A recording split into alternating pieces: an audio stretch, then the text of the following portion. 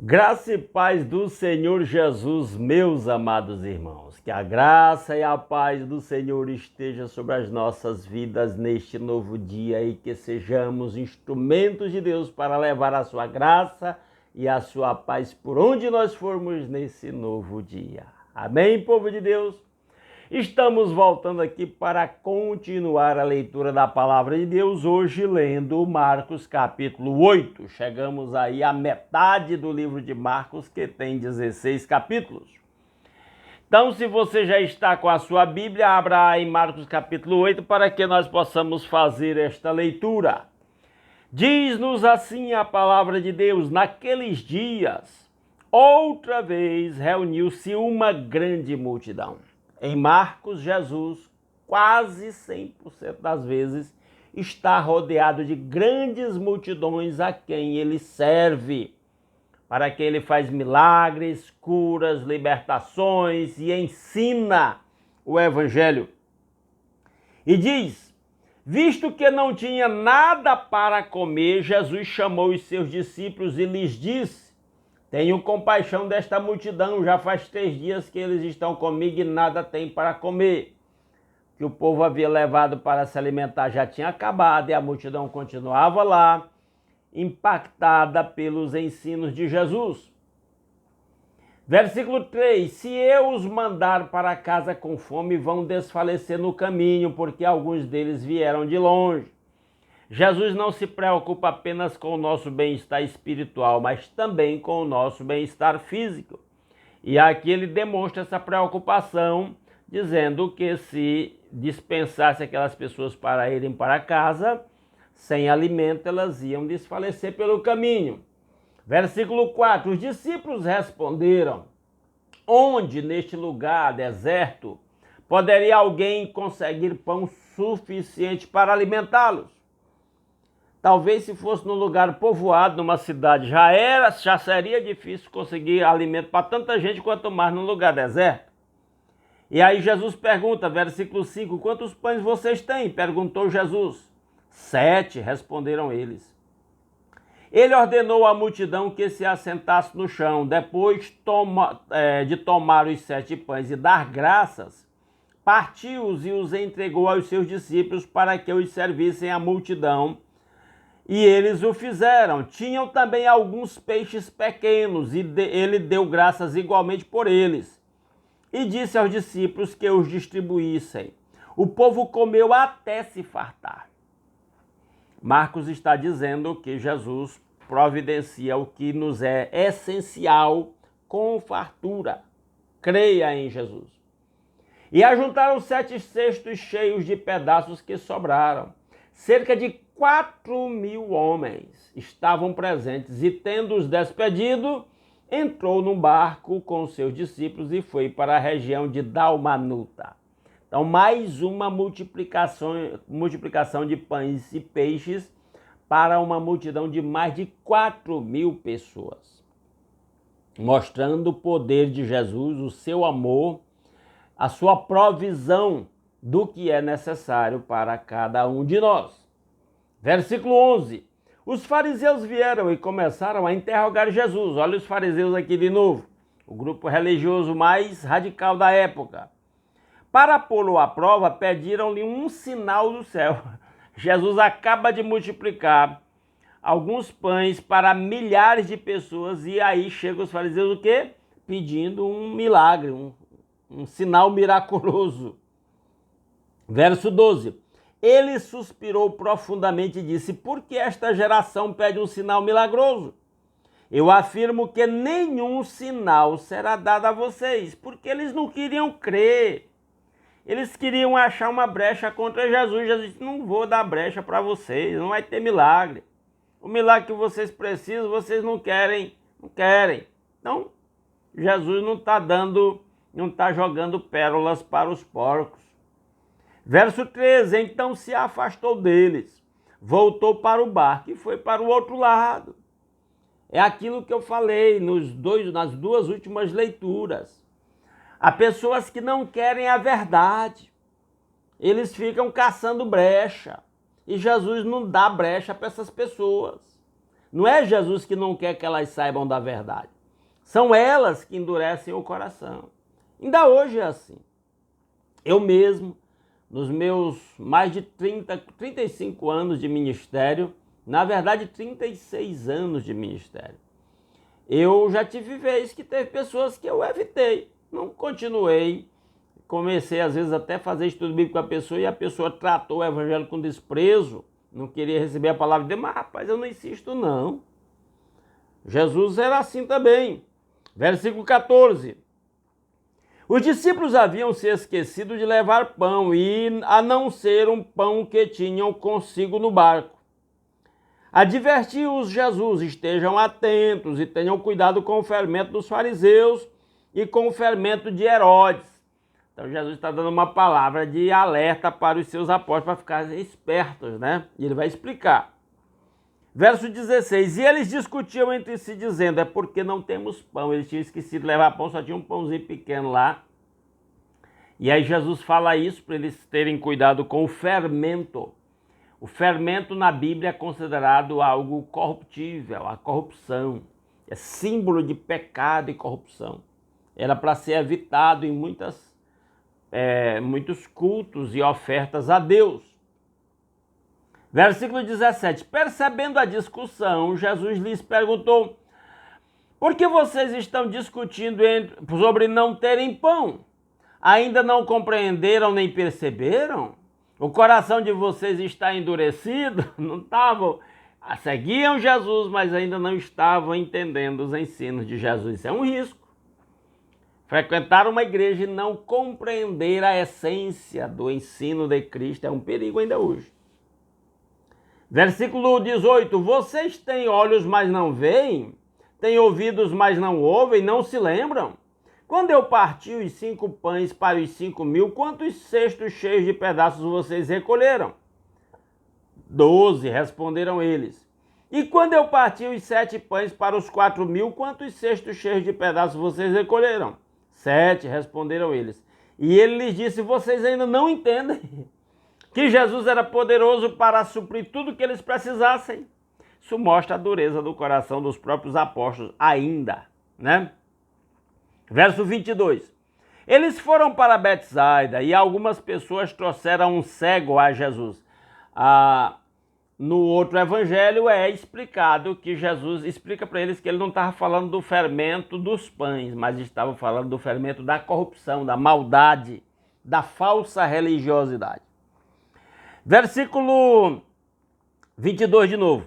Eles foram para Betsaida e algumas pessoas trouxeram um cego a Jesus, suplicando-lhe que tocasse nele para curar o cego.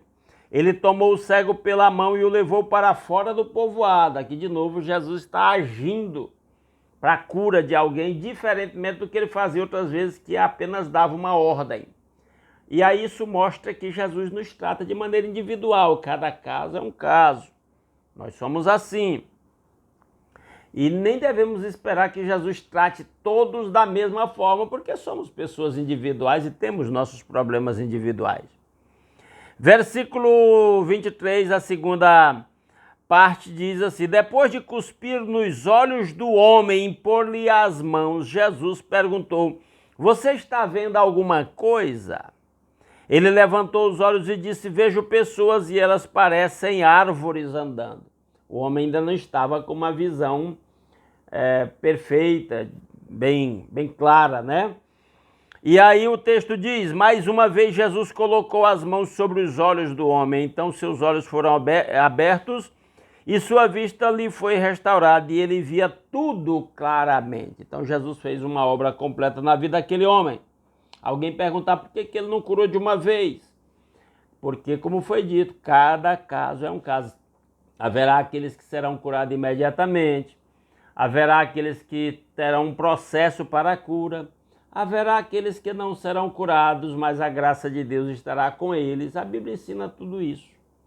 Então, não devemos esperar que Deus trate todos igualmente, porque não somos todos iguais e nossos problemas são diferentes uns dos outros.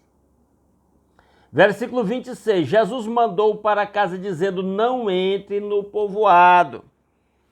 Jesus sempre tinha esse cuidado de que ainda não era hora de espalhar a sua fama e ele tentava evitar isso.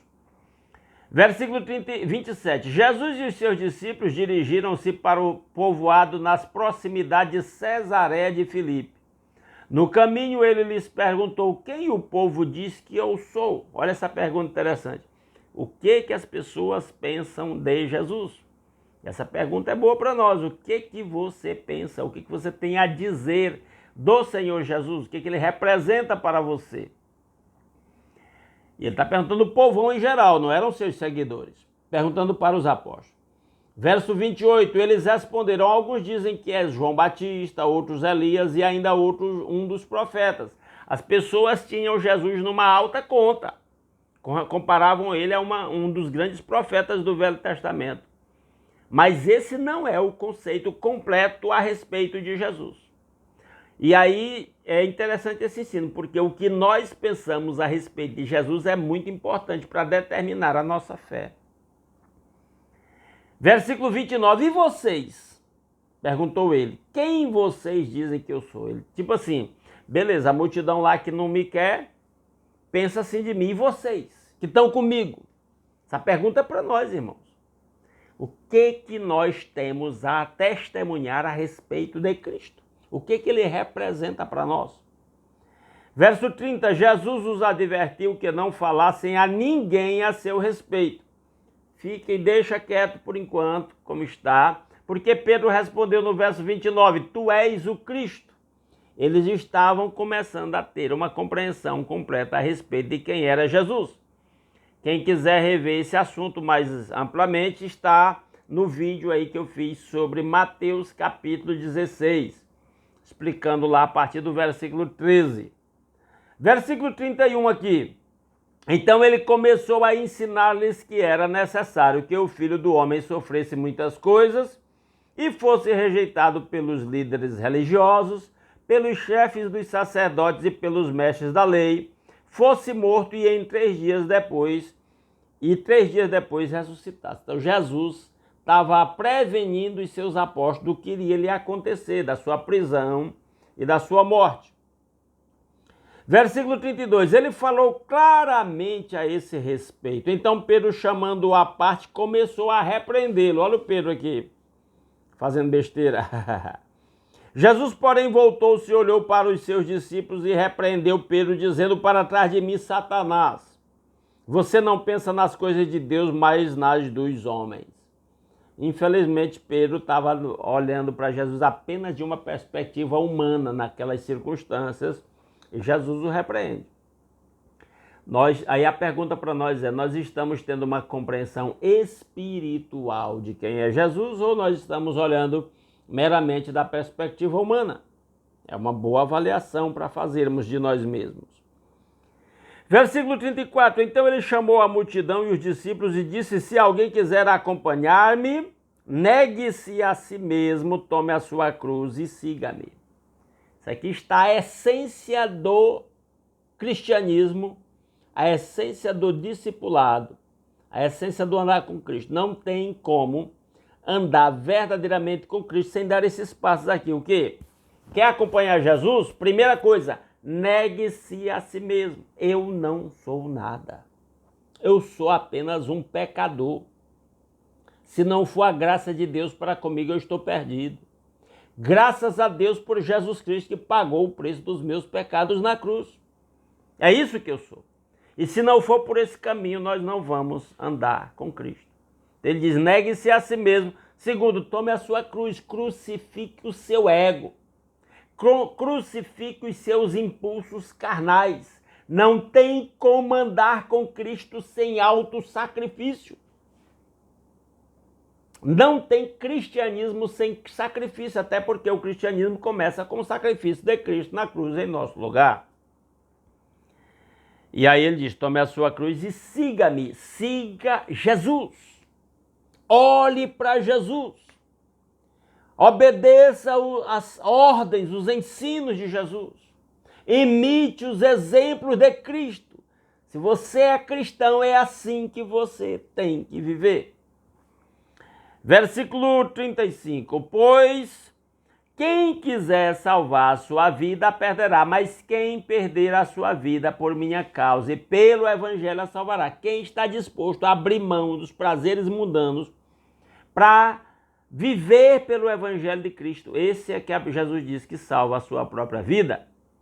Versículo 36, pois que adianta o homem ganhar o mundo inteiro e perder a sua alma? Tem muita gente que está correndo atrás da vida secular para ganhar muito dinheiro e está negligenciando o que é mais importante, que é o verdadeiramente, espiritualmente andar com Cristo pela fé. Versículo 38, se alguém se envergonhar de mim e das minhas palavras nesta geração adúltera e pecadora, o Filho do Homem se envergonhará dele quando vier na glória de seu Pai com os santos anjos. O cristão verdadeiro não tem vergonha de Cristo, da sua palavra, de confessar a sua fé. Quem ainda tem vergonha dessas coisas, ou quem tem vergonha dessas coisas, não é um autêntico cristão ainda. Que Deus aplique a sua palavra aos nossos corações. Amém? Espero que essa leitura lhe seja esclarecedora. Deixa aí nos comentários do vídeo as suas impressões, se você concorda, se você discorda, pode deixar nos comentários, porque isso ajuda o vídeo a ganhar repercussão aí na internet.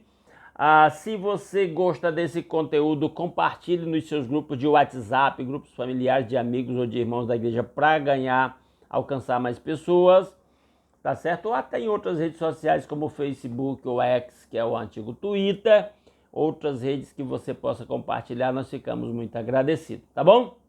Não saia sem deixar um like nesse vídeo, isso ajuda a impulsionar o vídeo. E se alguém é novato por aqui, não está inscrito no canal e gosta desse conteúdo e quer continuar acompanhando a leitura da Palavra de Deus, está convidado a se inscrever no canal, ok? Vamos orar? Nosso Deus e nosso Pai maravilhoso, muito obrigado por mais um dia que o Senhor acrescenta à nossa existência. Muito obrigado pelo nosso lar, pela nossa família, obrigado pela vida, pela saúde, pelo pão de cada dia, pela provisão de tudo quanto nos é necessário para a manutenção da nossa vida, para o nosso bem-estar. Muito obrigado pelo trabalho com que cada um ganha o sustento da própria família. Obrigado pela proteção com que o Senhor nos tem cercado e nos livrado de gente má, de acidentes, de doenças, de ataques do inimigo. Ó Deus maravilhoso, que a bênção do Senhor esteja sobre cada um dos meus irmãos, sobre o seu lar, sobre a sua vida, sobre a sua família, sobre o seu trabalho. Meu Deus, que cada lar seja um templo de adoração ao Senhor Jesus, onde a paz, o amor, a alegria do Espírito Santo estejam presentes. Que haja harmonia entre os casais, entre os pais e os filhos, inclusive autoridade e sabedoria para criar os filhos na disciplina e a admoestação do Senhor. Ó Deus, que cada filho encontre nos seus pais, no seu lar, um lugar de estabilidade emocional, física e espiritual, ó Deus, para o louvor da sua glória.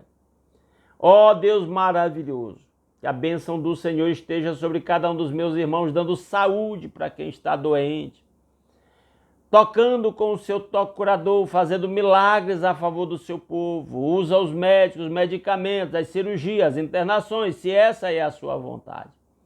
Mas opera a favor do seu povo, meu Pai.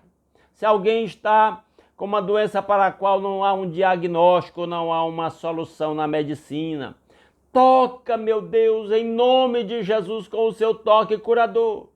E nessas circunstâncias atrai os corações para o trono da graça, para a cruz de nosso Senhor Jesus Cristo. E faça nascer a fé e fortalecer a fé em cada coração. Que a bênção do Senhor esteja sobre o trabalho de cada um dos meus irmãos, fazendo prosperar.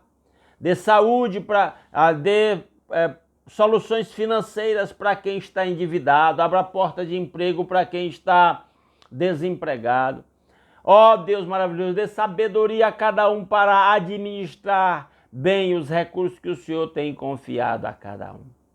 Que a bênção do Senhor esteja sobre as nossas igrejas locais, fazendo avivar a sua obra, com que cada igreja cumpra a missão para a qual o Senhor colocou lá onde cada uma está. Usa os seus servos, usa os pastores, evangelistas, missionários, ó Deus, para avivamento da sua obra, renova a fé e a esperança no coração de cada um a cada manhã. Ó Deus maravilhoso, providencia o obreiro para aquela igreja que está sem o seu pastor. Ó Pai maravilhoso, que os olhos do seu povo estejam voltados para o Senhor, para que o seu povo, que se chama pelo seu nome, se humilhe, ore e busque a sua face e converta dos seus maus caminhos, para que o Senhor ouça do céu, perdoe o nosso pecado e sare a nossa terra. Tudo isso nós pedimos, confiados na maior de todas as bênçãos, Jesus Cristo nosso Senhor, seu sacrifício feito na cruz em nosso lugar, o perdão dos nossos pecados, a nossa reconciliação com o Pai, o livre acesso à sua presença pelo novo e vivo caminho, por meio da oração. Ó Deus maravilhoso, que a bênção do Senhor esteja sobre o seu povo, para que nós possamos levar essa bênção do Senhor por onde quer que nós formos nesse dia, para todos aqueles que cruzarem o nosso caminho, que nós levemos o Evangelho de Jesus Cristo, que é o poder de Deus para a salvação de todo aquele que crê. Para que em tudo o nome do Senhor seja glorificado através da vida do seu povo. Nós oramos assim agradecidos, em nome de Jesus. Amém. Meus amados irmãos, mais uma vez, muito obrigado pela sua companhia. Fiquem todos na graça e na paz do Senhor Jesus. Se Deus quiser, amanhã às 5h30 estaremos aqui, continuando a leitura da Palavra de Deus. Aguardo a todos lá. Grande abraço.